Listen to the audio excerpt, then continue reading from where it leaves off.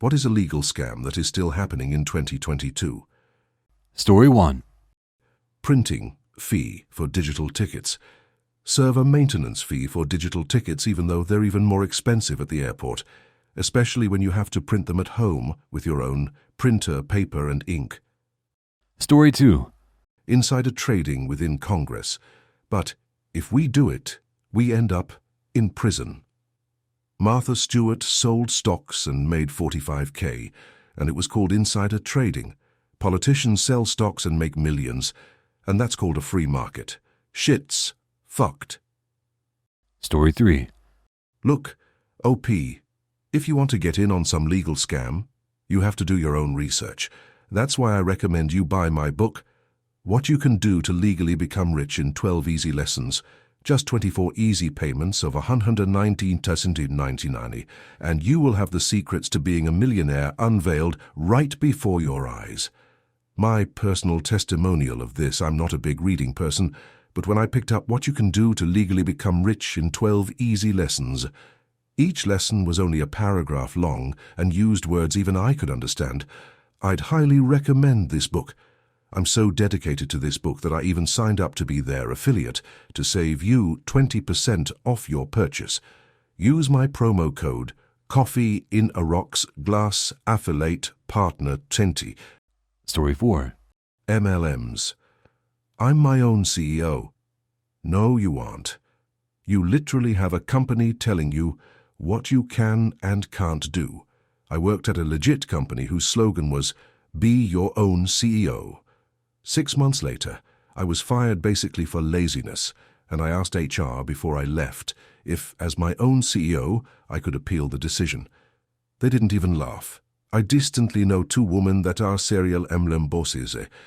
Every couple of months, they have these big social media announcements about how they used to live paycheck to paycheck, but can now take their family on vacations that I've always dreamed of. It's exhausting. Like, when are they going to learn? Story 5. If you're a personal business owner, you may receive what looks to be a bill in your mail from the U.S. Domain Authority. At first glance, you're under the impression that you need to pay $289 to renew your website domain name. However, there is very fine print stating that you are not legally required to pay the listed amount. It's actually an ad requesting you pay that amount in order to have your website listed on the U.S. Domain Authority site. I can't imagine how many people have been tricked by this. Read your mail carefully. I got this letter just the other day. They look so legitimate, but it went right into the trash. Story 6.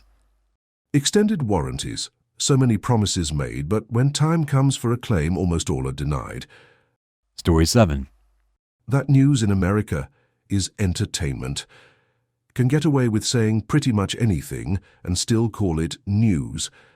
It frustrates me how normal weasel words are in newscasts these days, and how many people could distinguish them easily.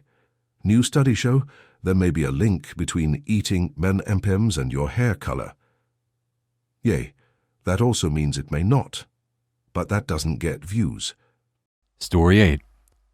Title pawns, payday loans, some charging 300% interest. Payday loans are illegal in some states. I know they are in West Virginia. Story 9. At checkout, private prisons.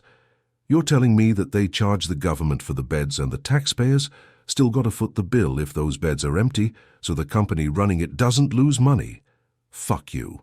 Here in Arizona, in 2020, the governor announced the closing of the state prison in Florence as a cost-saving measure. It was costing the state $71 per prisoner per day to operate. They've announced in the last week they are moving the inmates to a private prison that's going to cost the state us $85 per prisoner per day to operate. Also, they're guaranteeing the private prison that they'll maintain at least 90% capacity, which is just another way of giving judges an incentive to find people guilty. Story 10. Paying services charges you. I don't mind paying a $10 delivery fee, but will not pay a $0.99 service charge. Yeah, fuck DoorDash. Sweet, free delivery. Wait, $7 service charge? And I'm tipping on top of that? Story 11. civil forfeiture. You're going to tell me that a cop thinks that my property might be used for illegal activity, and that cop is going to steal it from me and pad their department's bottom line. What the actual F enough people don't know about this. Unless you're one of the victims it happens to, then you're like WTF, the police just robbed me. The average person probably doesn't carry a lot of cash on them at once, so people probably just don't think about it.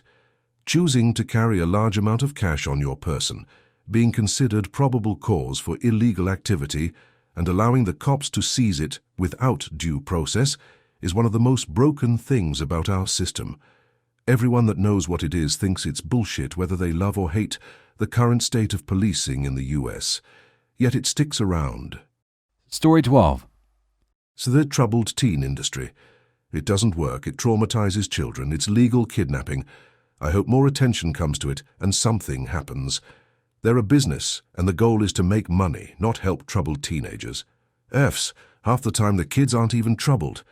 ATIA, the troubled teen industry, refers to for-profit organizations aimed at steering rebellious and at-risk youth onto a better path through reform camps.